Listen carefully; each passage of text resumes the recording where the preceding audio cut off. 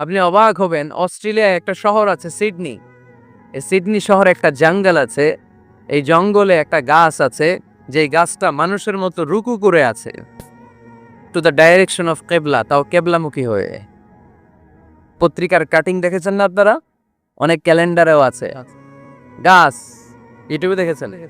গাছ রুকু করে আছে টু দ্য ডাইরেকশন অফ কেবলা, কেবলামুখী হয়ে মানুষের মতো। সুবহানাল্লাহ পড়ে না?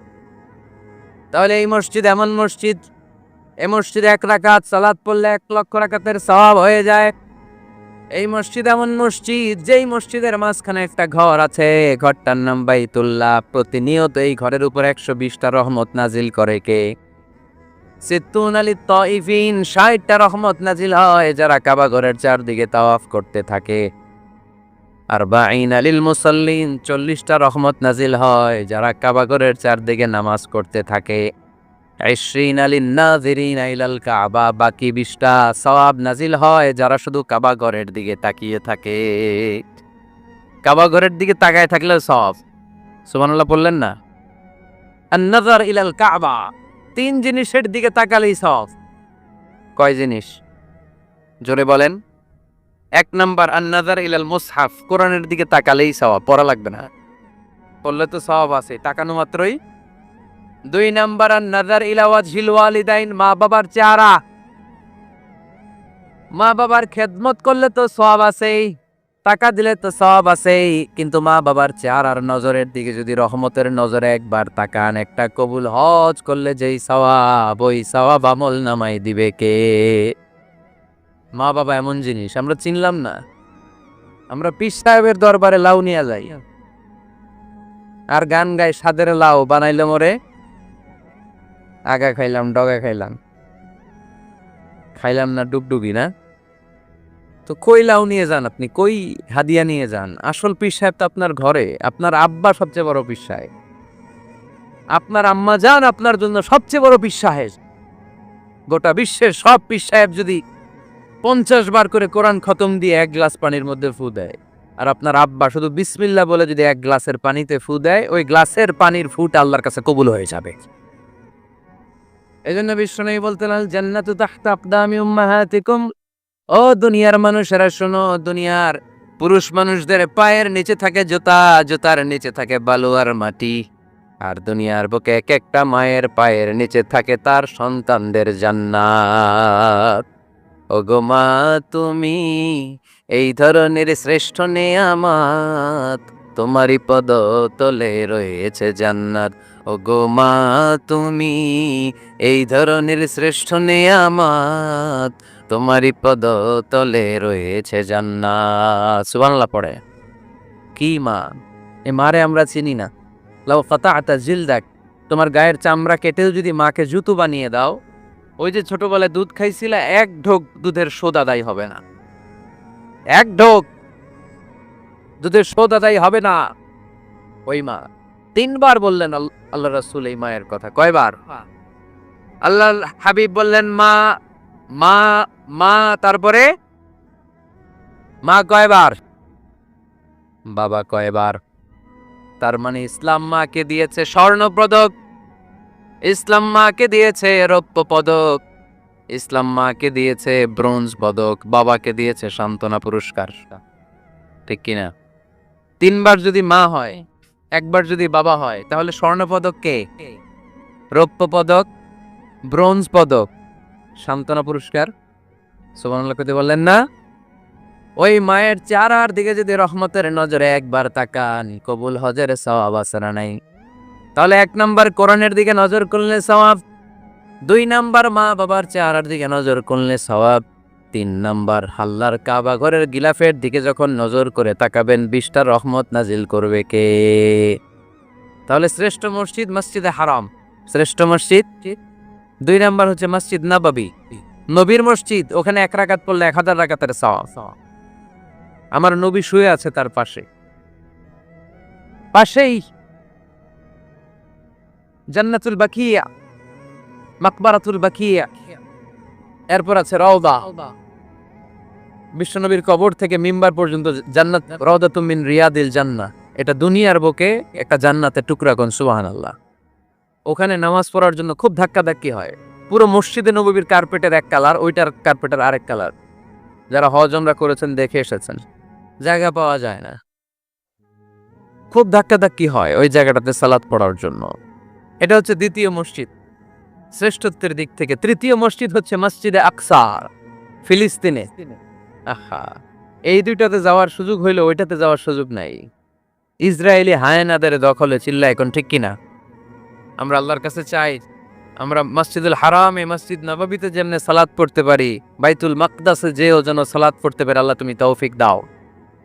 বাইতুল মাকদাসে 1 রাকাত পড়লে 250 রাকাতের সওয়াব, আরেক বর্ণনা এসেছে 500 রাকাতের সওয়াব। এই তিনটার পরে দুনিয়ার যত বড় মসজিদ হোক না কেন সবগুলোর সওয়াব সমান।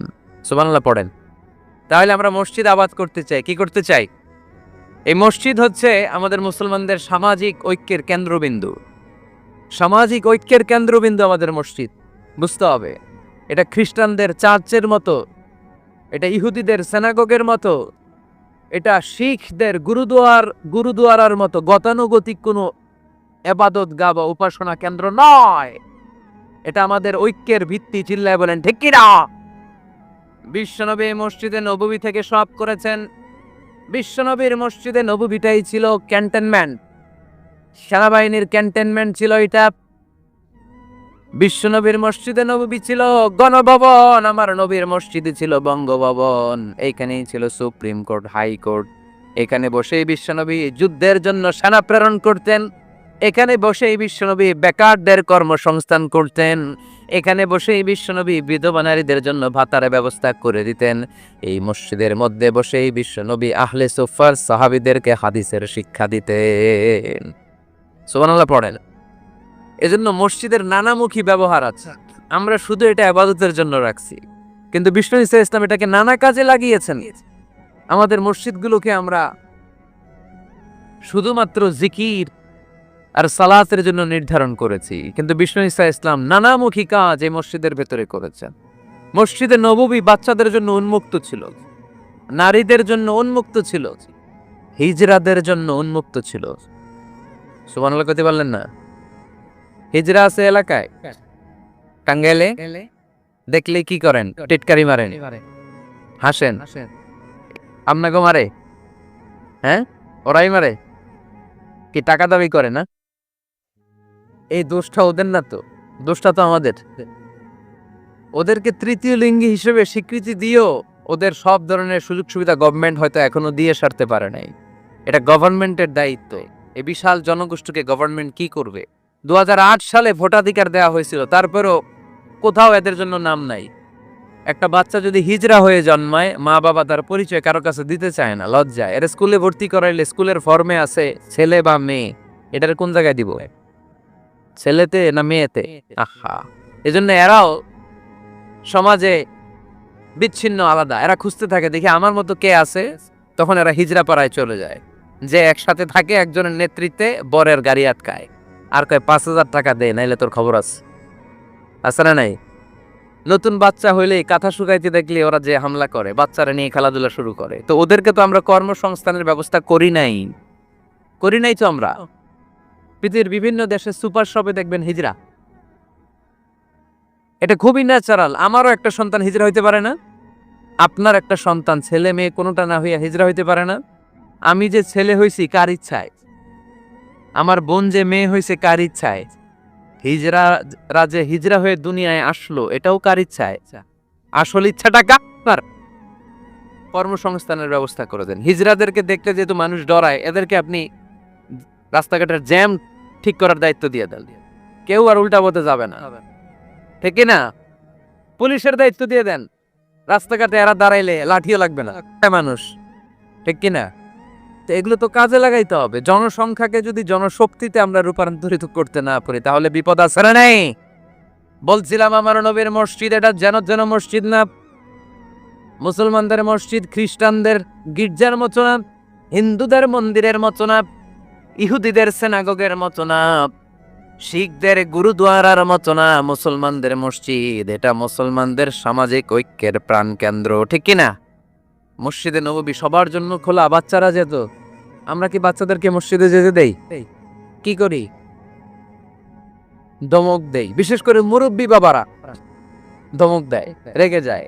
সব মুরব্বীরা না, সব মুরব্বীদেরকে আমি এক পাল্লায় মাপছি না। মুরব্বী বাজানেরা যারা আছেন, বাচ্চাদেরকে মসজিদ থেকে তাড়িয়ে দিয়েন না, ধমক দিয়েন না। আজকে যে ধমক দিয়ে তাড়াই দিছেন, আর আসবে না, ঠিক কিনা? আর আসবে না। একবার যদি তিক্ত অভিজ্ঞতা নিয়ে একটা ছোট্ট সোনামণি মসজিদ থেকে বের হয়ে যায়, তারে আর কোনোদিন মসজিদমুখী করা যাবে না। আর ওরে যদি আপনি একটা চকলেট দেন, প্রত্যেকটা ইমাম সাহেবের উচিত মসজিদে চকলেট নিয়ে যাওয়া। বাচ্চা দেখলেই চকলেট দিতে হবে, ঠিক কিনা? ওর স্মৃতিতে এটা থাকবে, বড় হয়ে গল্প করবে আমাদের এলাকায় এক ইমাম ছিল, চকলেট দিত আমাদেরকে। কত সুন্দর, কত সুন্দর অভিজ্ঞতা থাকবে তার। আর যদি ধমক দেন, বলবে ইমাম আসিল একটা বদের আড্ডি, মসজিদে ঢুকলে আম করে ঠাঙ্গাইতো খালি, বলবে না এটা? আর চকলেট দিলে আজীবন আপনারা স্মরণ রাখবে। এজন্য বাচ্চাদেরকে কখনো মসজিদ থেকে তাড়িয়ে দেয়া যাবে।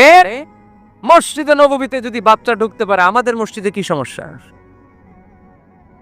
তুরস্ক একটা দেশ আছে, নাম শুনছেন? তুরস্কের মসজিদের দেয়ালে দেয়ালে লেখা থাকে, জামাত চলাকালীন অবস্থায় পিছনে যদি বাচ্চাদের কিচির মিচির চিৎকার চেঁচামেচি হই হুল্লোড়ের আওয়াজ আপনি শুনতে না পান, তাহলে নেক্সট জেনারেশনকে নিয়ে আপনি চিন্তায় থাকেন, কারণ আপনার নেক্সট জেনারেশন নাতিপুতি এগুলো নামাজি হচ্ছে না, ঠিক কিনা? পিছনে যদি আমাদের নাতিপুতি চিৎকার চেঁচামেচি করে, তার মানে দে আর অন দ্য রাইট ট্র্যাক, তারা আসল লাইনে আছে, মসজিদে এসেছে। যদিও আজকে দুষ্টামি করে, সময়ের বিবর্তনে কালের আবর্তনে বয়সটা একটু বড় হলেই ও বুঝে যাবে এখানে দুষ্টামি করা যায় না, এখানে ইবাদত করতে হয় একজনের, তিনি কে? কিন্তু ওকে আসার সুযোগটা তো দিতে হবে। আপনি যদি ধমক দিয়ে বের করে দেন, আর কোনোদিন আসবে? মুরব্বীরা, আর কোনোদিন আমরা বাচ্চাদেরকে ধমক দিব না, ইনশাআল্লাহ বলেন। মুরব্বীরা বলেন ইনশাআল্লাহ। বিশ্বনবীর মসজিদে নববীতে প্রথমে দাঁড়াতো পুরুষ সাহাবারা, তারপরে দাঁড়াতো হিজড়ারা, তারপরে দাঁড়াতো ছোট্ট বাচ্চারা, একেবারে শেষ দিকে দাঁড়াতো নারীরা, ঠিক কিনা? কিন্তু আমরা নারীদেরকে মসজিদে ঢুকতে দেই না। এই জন্য বাজারে যদি বের হয়, কলেজে যদি যায়, লম্বা সময়ের জন্য ঘর থেকে বের হইলে নামাজগুলো কাজা হয়ে যায়, ঠিক কিনা? এই পরিবর্তিত বিশ্ব ব্যবস্থায় এখন নারীদেরকে চিকিৎসা নেওয়ার জন্য হসপিটালে যেতে হয়, শিক্ষার জন্য ইউনিভার্সিটিতে যেতে হয়, নানা কাজে বাইরে যেতে হয়। এই লম্বা সময়ের মাঝখানে যদি কোনো সালাদ থাকে, এই সালাদটা সে পড়বে কই? আপনারা তো ব্যবস্থা রাখেন নাই মসজিদে। মসজিদে একটা সুন্দর করে ব্যবস্থা রেখে দিবেন নারীদের, যাতে ওনারা ওইখানে যে সেফটি সিকিউরিটির সাথে নামাজটা পড়তে পারে, নামাজ যেন কাজা না হয়। ও বুয়ুতুহুন্না খায়রুন লাহুন্না, যদিও নারীদের জন্য ঘরে নামাজ পড়লে বেশি সওয়াব, কিন্তু কখনো যদি কাজে বাইরে বের হয়ে যায়, নামাজের সময় যাতে নামাজ কাজা না হয়, এজন্য মসজিদের এক জায়গায় নারীদের জন্য জায়গা থাকার দরকার আছে না নাই? ইয়াং ছেলেরা মসজিদে যেতে চায় না, মসজিদ কেন্দ্রিক না, ক্রিকেট খেলা দেখতে যায়, আড্ডা মারতে যায়, ঘোরাফেরা করতে যায়, মসজিদে যায় না। কারণ মসজিদে তাদেরকে আকর্ষণ করার মতো অ্যাট্রাকটিভ কোনো অ্যাক্টিভিটিজ আমরা মসজিদে রাখতে পারি না। ওদের তো একটা কাজ লাগবে। ইয়াংরা টিম ওয়ার্ক পছন্দ করে, কি করে? টিম ওয়ার্ক, একসাথে গ্রুপ মিলে একটা গ্যাং তৈরি করে কাজ করতে ওরা পছন্দ করে, ঠিক কিনা? তো এটা সুযোগ তো ওদেরকে করে দিতে হবে। মসজিদ হবে আমাদের সামাজিক ঐক্যের কেন্দ্রবিন্দু। যুবকদের জন্য অনেক অ্যাক্টিভিটিজ এই মসজিদের মধ্যে রাখতে হবে, তাহলে তারা মসজিদমুখী হবে। চিল্লায় বলেন ঠিক কিনা? প্রতিটা মসজিদ এমন ভাবে তৈরি করা উচিত যাতে করে ছোট বাচ্চারা মসজিদে আসে, একটা কিড জোন থাকবে, কিড জোন। আমি মালয়েশিয়া সহ পৃথিবীর অনেক জায়গা, অনেক বড় বড় মসজিদে কিড জোন দেখেছি, মানে বাচ্চাদের খেলার জায়গা। মসজিদের বারান্দায় বাচ্চাদের খেলার জায়গা, বাচ্চারা ওখানে খেলাধুলা করতেছে, মায়েরা নামাজ পড়তেছে, ছেলেরা নামাজ পড়তেছে। বাচ্চারাই নামাজের দৃশ্য দেখতে দেখতে একদিন নিজেই ওযু করে নিজেই নামাজ শুরু করে দিচ্ছে। দেখবেন ছোট্ট বাচ্চাটা, আমরা যখন নামাজে দাঁড়াই, আমার মেয়েও দাঁড়ায় আমার পাশে, ছোট্ট মেয়েটাও কিচ্ছু পারে না, আমি যখন সূরা পড়ি ও মুখ নাড়ায়, এরকম মুখ নাড়াই দিচ্ছে, কি যে পড়ে ও নিজেও জানে না, কিন্তু আব্বু নাড়াইতেছে মুখ, আমিও নাড়াবো। আমি রুকুতে যাই, সেও রুকুতে যায়। সুবহানাল্লাহ কইবেন না? বাচ্চারা তো দেখে দেখে শিখে। মসজিদে নিয়ে যেতে হবে। কিড জোন, কি বলে জায়গাটারে? কিড মানে বাচ্চা, তাই না? বাচ্চাদের একটা জোন থাকবে, ওখানে বেলুন থাকবে, ওখানে খেলনা থাকবে, ওখানে যে বাচ্চারা খেলবে। আরে বাচ্চারা চিৎকার চেঁচামেচি করবে না তো 80 বছরের বুড়ার চিল্লাবে নাকি? বাচ্চারাই তো চিৎকার করবে, ওরা গ্লাস ভাঙবে, লাফালাফি করবে, দুষ্টামি করবে, ওরাই তো চিল্লাবে। বাচ্চারা লাফালাফি না করে 70 বছরের এক মুরব্বী যদি লাফায়, শুয়ে হাসতেছেন আপনারা। তার মানে মুরব্বীরা তো এটা করবে না, করবে বাচ্চারা। বাচ্চাদের কাজ বাচ্চাদেরকে করতে দেন, ওদেরকে বুঝাবেন যে আব্বু এটা এবাদত গাহ, এখানে দুষ্টামি করতে হয় না, এখানে এবাদত করতে হয়, আল্লাহর কাছে চাইতে হয়। দেখতে দেখতে আস্তে আস্তেও শিখে যাবে, ঠিক কিনা? এজন্য আমরা মসজিদ নির্মাণ করতে চাই যেখানে আমরা সবাই একত্রিত হব। রাজি আছেন? এবার আপনাদেরকে বলছিলাম যে শেষে দুইটা মজার জিনিস আছে, এই দুইটা মজার জিনিস দিয়ে আজকের আলোচনা শেষ করবো। এক হচ্ছে একটা এরকম চমৎকার মসজিদের মাস্টার প্ল্যান দিব আজকে আপনাদেরকে, কিভাবে এই মসজিদটা করতে হয়। আমি চাই 64টা জেলায় এরকম 64টা মসজিদ হোক। রাজি আছেন তো? শুনবেন? আলোচনা কি চলবে? তাহলে আর কয়েক মিনিটে আমরা মাস্টার প্ল্যানটা শুনবো, আর কি কি অ্যাক্টিভিটিস মসজিদে রাখবো এটা আমরা শুনবো ইনশাল্লাহ। পড়েন। একটা প্রাণবন্ত মসজিদের অবকাঠামো, একটা প্রাণবন্ত মসজিদ যদি আমরা গড়তে চাই কি কি লাগবে? নাম্বার 1, যোগ্য ইমাম লাগবে। কি লাগবে? ইমাম। অনেক বড় দায়িত্ব। সমাজে কি চলছে, কি ক্রাইসিস, এই ক্রাইসিস, এই সংকট থেকে উত্তরণের উপায় কি? ইমাম খতিব যদি আমাদেরকে এটা অ্যাড্রেসই করতে না পারে, ওই ইমাম দিয়ে আমরা কি করবো? কথা কানা কে? আমি নামাজ পড়াইতে পারি না, ক্যামেরাম্যান পারে না, সভাপতি সাহেব পারে না, তো ইমাম লাগবে কেন আমাদের? আমরাই তো আমগো নামাজ পড়তে পারি। ইমাম মানে তো নেতা। He lead the way, he lead the way. নেতা কারে বলে? Who knows the way, who goes the way, who shows the way, he is the leader. ঠিক কি না? নেতা কারে কয়? Who knows the way, who goes the way, who shows the way. যে পথ চিনে, যে পথে যেতে পারে, অন্যরে নিয়ে আগাইতে পারে, সে নেতা। তাহলে ইমামের দায়িত্ব, খাতিবের দায়িত্ব প্রতি শুক্রবারে গড়পড়তা আলোচনার দরকার নাই। সমাজে কি ক্রাইসিস চলতেছে? ডেঙ্গু।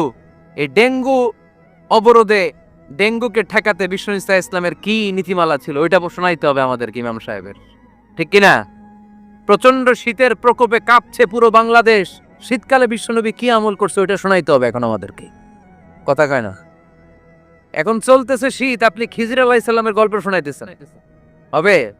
ওই ইমাম খতিবের আমাদের দরকার নাই। কথা কি মাথায় ঢুকতেছে? কারেন্ট ওয়ার্ল্ডে কি চলে, কারেন্ট অ্যাফেয়ার্স কি চলে, ওইটার আলোকে ইসলামের সমাধান কি, ইমাম যদি ওইটা শোনাইতে পারে, হি is our imam, he is our khatib. Our khatib should be disqualified personality. এরকম লোক হইতে হবে। তাহলে একটা প্রাণবন্ত মসজিদের যে অবকাঠামো, আপনাদেরকে আজকে মাস্টার প্ল্যানটা দেই। নাম্বার 1, একজন যোগ্য ইমাম, যোগ্য খতিবের দরকার, যাদের বেতন হবে কমসে কম 1 লাখ টাকা। কত?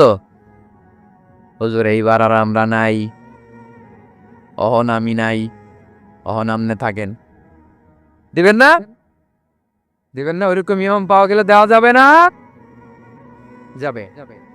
মাশাআল্লাহ। শুনেন, জরুরি আলাপ, এটা জরুরি আলাপ আপনাদের সাথে। নাম্বার 2, প্রশস্ত এবং বড় এরিয়া নিয়ে মসজিদ করতে হবে, ছোট জায়গা নিয়ে না। একটা মসজিদ করতে হবে কমসে কম 50 বিঘা জায়গার উপর। কয় বিঘা? ওই যে ডরাই গেছে এমনি। 50 বিঘা একটা জায়গা হইলো।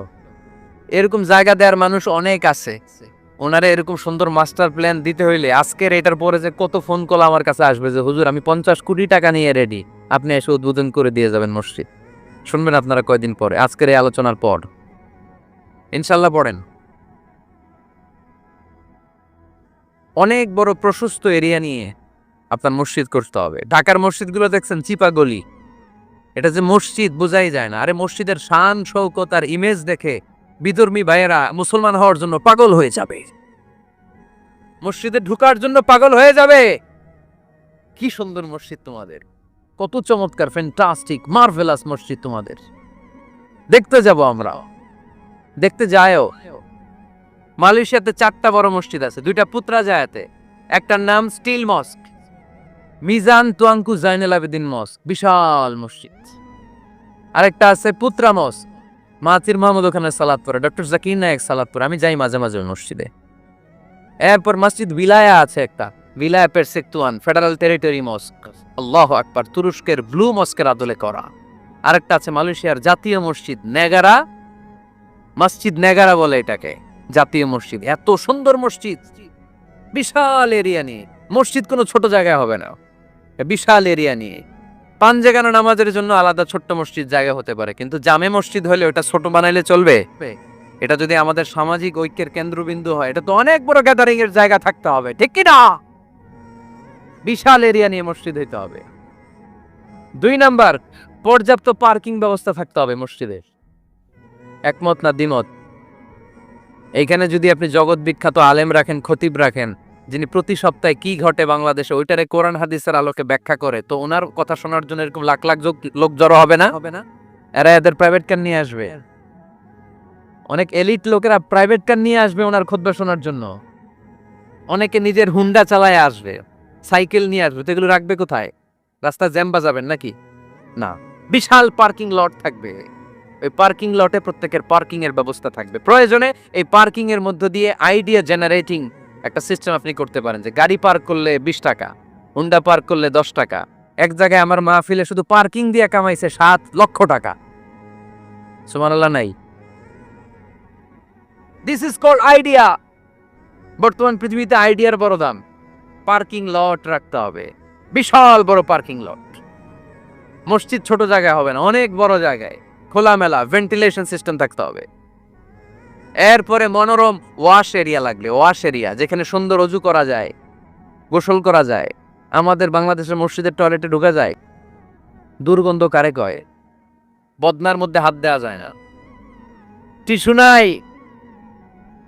আমাদের মসজিদগুলোর টয়লেটের দিকে খেয়াল করছেন? কেন হিন্দুরা মুসলমান হবে? কেন কেন আসবে? দুর্গন্ধের জায়গায় আসবে কেন? আমি তো যেতে পারি না বাংলাদেশের কোনো মসজিদের টয়লেট, আমি ঢুকতে পারি না, তো বদনাটা ধরা যায় না। তেলাপোকা, মাকড়সার বাসা, টিকটিকি কান্দের উপর এসে পড়ে, আছে না নাই? 6 মাসও পরিষ্কার করে না একবার। আপনি মালয়েশিয়ার মসজিদগুলো যদি দেখেন, মসজিদে টয়লেটে ঢুকলে আপনার ঘুম চলে আসবে, 5 স্টার হোটেলের মতো। এত সুন্দর লুকিং গ্লাস, এত সুন্দর wash area, liquid soup, towel. অজু করে মসজিদে ঢুকলেই পরানটা জুড়ায় যায়। তাহলে সুন্দর ওয়াশ এরিয়া লাগবে, কি বলেন? লাগবে না? লাগবে। এরপরে মসজিদের বাইরে ফুলের বাগান লাগবে। কি লাগবে? ইকো ফ্রেন্ডলি মস্ক বলে এটাকে, ইকো ফ্রেন্ডলি, পরিবেশ বান্ধব মসজিদ। মুসল্লিরা যখন ঢুকবে ফুলের গন্ধের সৌরভে এমনি তো মন মাতোয়ারা। সুবহানাল্লাহ করতে বলেন না? আপনাদের কথাগুলো বুঝতে কষ্ট হচ্ছে মনে হয় না? বুঝতেছেন সবাই? ফুলের বাগান লাগবে মসজিদের চারদিকে, ফুলের বাগান, পাতাবাহার, ফুলের গাছ, সুগন্ধে মসজিদ থাকবে আমোদ। এরপরে মসজিদে বিশুদ্ধ পানি খাওয়ার ব্যবস্থা থাকতে হবে, ফর ফ্রি। ফিল্টার দিয়ে বিভিন্ন জায়গায় পানির ব্যবস্থা। আল্লাহর বান্দারা নামাজ পড়তে আসে, পানি খাওয়ার জায়গাটাও নাই, এরকম মসজিদও আছে না নাই? সুন্দর পানি খাওয়ার ব্যবস্থা রাখতে হবে আপনাদের ওই মসজিদে, যে মসজিদটাকে সামাজিক ঐক্যের কেন্দ্রবিন্দু আপনারা বানাতে চান। এই আপনারা উঠছেন কারা কারা? কি হয়েছে আপনাদের? হ্যাঁ, বসেন বসেন বসেন, একসাথে যাব আমরা। তাহলে ফুলের বাগান গেল না? এটাকে বলে ইকো ফ্রেন্ডলি মস্ক, পরিবেশ বান্ধব। বিশুদ্ধ খাবার পানি। এরপর লাগবে এয়ারকন লাগবে, সিসি ক্যামেরা লাগবে, ক্লোজ সার্কিট ক্যামেরা, কোনো সমস্যা হলে যাতে ফুটেজ আমরা বের করতে পারি, কি বলেন? উন্নত কার্পেট লাগবে, ডিজিটাল সাউন্ড সিস্টেম লাগবে। অনেক জায়গায় আল্লাহু আকবার, ওদিকে মুকাব্বির কয় আল্লাহু আকবার, মাইক নাই, মাইক নষ্ট। তো মাইক নষ্ট, আপনি কি করছেন? ঠিক করেন না কেন এগুলো? ডিজিটাল সাউন্ড সিস্টেমের কোনো বিকল্প নাই। এরপর জুতা রাখার নিরাপদ বাক্স লাগবে। কি কন? বড় লোকেরা মসজিদে যায় না জুতা চুরির ভয়ে, এর জুতার দাম 30,000 টাকা, মসজিদে যায় কি হারাবে নাকি? কথা বলেন। ওখানে যদি জুতা রাখার সেলফ সিকিউরিটি বক্স থাকতো, উনি 10 টাকা দিয়ে হইলে ওখানে রাখতো, পরে টোকেন দিয়ে আবার নিজের দামে জুতা ফিরিয়ে নিত। কথা বলেন। প্রতিটা মসজিদে এরকম জুতা রাখার সুন্দর নিরাপদ বাক্সের দরকার আছে না নাই? তারপরে সূত্রা লাগবে, সূত্রা সুন্নত নামাজ পড়ার জন্য এই যে সূত্রা থাকে না, যাতে সামনে দিকে গেলেও সমস্যা নাই, এই সূত্রাগুলো লাগে। রেহাল লাগবে, টিস্যুর বক্স লাগবে, টাওয়াল লাগবে, আতরের বোতল লাগবে। মসজিদে বিভিন্ন জায়গায় আতরের বোতল থাকবে, পারফিউম মেখে মেখে নামাজে দাঁড়াবেন। আর রমাদানে এই মসজিদের ভিতরে একসাথে ইফতারি করার সুযোগ থাকতে হবে। কথা বলেন ঠিক কিনা? কি দরকার ঘরে ইফতারি করার? ইফতারিগুলো নিয়ে আপনি মসজিদে যান, মহিলারা মহিলাদের এরিয়াতে বসবে, ভাইরা ভাইদের এরিয়াতে। কি সুখ, আনন্দের হাসি হাসেন, একসাথে খান। সারাদিনের রোজার কষ্টটারে ভুলায় দিবে কে? আল্লাহ। ফ্যামিলি নিয়ে মসজিদে যান আর না যান, ইফতারি পাঠায় দেন, অথবা পথিকদের জন্য, মুসাফিরদের জন্য ইফতারের ব্যবস্থা রাখেন, একসাথে ইফতারি করবেন মসজিদে। মসজিদে নববীতে তাই হতোই। নারীদের জন্য আলাদা জায়গার কথা বলেছি, এটা হবে সেফটি অ্যান্ড সিকিউরিটির সাথে। পুরুষদের দরজা একদিকে, নারীদের দরজা আরেক দিকে। নারীরা নারীদের ওই জায়গা দিয়ে ঢুকবে, ওই জায়গা দিয়ে বের হবে। এটা আলাদা দেয়াল দেয়া থাকবে, এদের টয়লেট আলাদা, ওয়াশরুম আলাদা, ওয়াশিং এরিয়া আলাদা, সবকিছু হবে আলাদা। নারীদের মসজিদে আসার দরকার আছে না নাই? সেফটি সিকিউরিটির সাথে তারাও এসে কোরআনের কথা শুনতে হবে। এই মসজিদ 24 ঘন্টা খোলা থাকতে হবে, 24 আওয়ার্স। কয় ঘন্টা? প্রায় মসজিদের লাইট বন্ধ করে দেয়, টয়লেট বন্ধ করে দেয়, আছে না নাই? তাহাজ্জুদ পড়তে অনেকে যেতে পারে না। মুসাফির মানুষ রাত 12টার দিকে নামাজটা পড়বে, সুযোগ নাই, আছে না নাই? মসজিদের সিকিউরিটি গার্ড লাগবে, করা সিকিউরিটি গার্ড, চারদিকে সিকিউরিটি গার্ড থাকতে হবে। শিশুদের জন্য আলাদা জায়গার কথা বলেছি। এই মসজিদে সেমিনার হল থাকবে। কি থাকবে? এখানে প্রতি মাসে সেমিনার হতে হবে। কমিউনিটি সেন্টার থাকবে মসজিদের পাশে অ্যাটাচ করা। কি সেন্টার? এলাকার সব বিয়ে টাঙ্গাইলের এই মসজিদ হইতে হবে। কথা কন। এজন্য তো মেয়েরা উলঙ্গ জামা পরে বিয়ের অনুষ্ঠানে নাচে কেন? মসজিদে বিয়ে হয় না যে? এগুলো তো হয় বাড়ির ছাদের উপরে, দুম্মা চলে দুম, নাচানাচি, হিন্দি গান। মসজিদের কমিউনিটি সেন্টারে বিয়ে হইলে হিন্দি সিনেমা লাগানোর সাহস কেউ পাবে? নারীগুলো সব হেজাব আর বোরকা পরে আসবে বিয়ের অনুষ্ঠানে, ঠিক কি না? সামান্য খেজুর বিতরণ করে বিয়ে শেষ, এটাই বিয়ের অলিমা। এদিকে হিজাব, এদিকে কবুল। খেজুর ছিটাই দিলাম, খায়া বাড়িতে জানার দোয়া করেন। সহজ না কঠিন? সহজ না কঠিন? কমিউনিটি সেন্টারে বিয়ে হবে, মসজিদের সাথে অ্যাটাচ করা। মসজিদের সাথে অ্যাটাচ লাইব্রেরি থাকতে হবে। কি থাকতে হবে? এই লাইব্রেরিতে পড়াশোনা করবে এলাকার লোকজন। সর্বশেষ মসজিদ ম্যানেজমেন্ট অফিস থাকবে। এই যে পুরো মসজিদের মাস্টার প্ল্যান আপনাদের সাথে শেয়ার করলাম, এটার ম্যানেজমেন্ট বিভাগ থাকার দরকার আছে না নাই? এই ম্যানেজমেন্ট অফিস থাকতে হবে। এরকম মসজিদ বাংলাদেশে হোক, আমরা চাই কি চাই না? আর বাকি ব্যবসায়ীরা, বিজনেস ম্যাগনেট, সিআইপি যারা আছে আপনাদের এলাকায়, আপনারা করবে। যে কোনো সিআইপি, ভিআইপি, এমপি, মন্ত্রী আমার সাথে যোগাযোগ করতে পারেন। আমি আপনাদেরকে ইন ডিটেইলড এই মাস্টার প্ল্যান দেব। আপনার জেলায় জেলায় মসজিদ করলে প্রয়োজনে আমি নিজে যে উদ্বোধন করে দিয়ে আসবো। কিন্তু এরকম মডেল মস্ক, আল ওয়াসাতিয়া মডেল মস্ক প্রতিটি জেলায় জেলায় বাংলাদেশে থাকার দরকার আছে না নাই? শুধু নামাজের জায়গা বানায় রাখছি আমরা। কত কিছু করা যায়, কত নানামুখী কার্যক্রম আছে মসজিদের। এই মসজিদে তালিমুল কোরআনের প্রজেক্ট থাকবে, কোরআন শিক্ষার আসর, শিশুদের, মহিলাদের, বয়স্কদের দরকার আছে না নাই? আজীবন নামাজ পড়ি নাই, বুঝি নাই, ওয়াজগুলো শুনে এখন নতুন করে অনেকের হুঁশ ফিরতেছে, হুজুর কি করব, বয়স তো 50, নামাজের নিয়ম জানি না, কোরআন পড়তে পারি না। তাদের জন্য, বয়স্কদের জন্য কোরআন শিক্ষার আসর, শিশুদের জন্য কোরআন শিক্ষার আসর। তাহফিজুল কোরআন প্রজেক্ট থাকবে মসজিদে, তাহফিজুল Quran project, full time part time. 30 পারার হাফেজ, 5 পারার হাফেজ, 7 পারার হাফেজ, সমস্যা নাই। আমাদের দেশে মনে করে এক বাবার 5 ছেলে, একটারে হেফজোখানায় দিছি, তুই 30 পারাই করবি, আর বাকি 4 পোলা ওগর ইংলিশ মিডিয়ামে দিছে, তোকে কোনো দায় দায়িত্ব নাই, তোরা খালি দুম্মা চলে দুম। আছে না নাই? এটা একটা ভুয়া আইডিয়া। একজনে 30 পারা মুখস্থ করবে, বাকি ছেলেগুলা করবে না, না এটা না। যে যতটুকু পারে।